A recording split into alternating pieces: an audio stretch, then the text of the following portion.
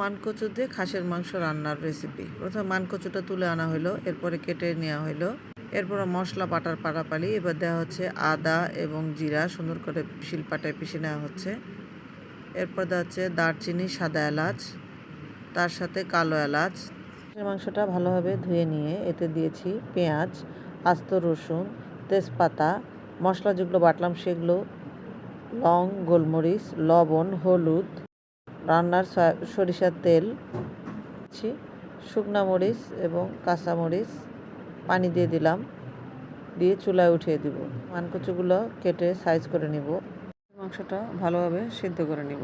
মানকচুগুলো একটু লবণ দিয়ে একটু লেবু দিয়ে ভালোভাবে 50% সিদ্ধ করে নিব, এতে মানকচুতে মুখ ধরবে না।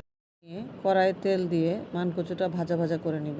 ভাজা ভাজা হয়ে আসলে দিয়ে দিচ্ছি সিদ্ধ করে রাখা খাসির মাংস, সামান্য একটু পানি দিয়ে নেড়ে চেড়ে ভাজা ভাজা হয়ে আসলে ভাজা জিরার গুঁড়া দিয়ে নামিয়ে পরিবেশন করব মজাদার এই রেসিপি।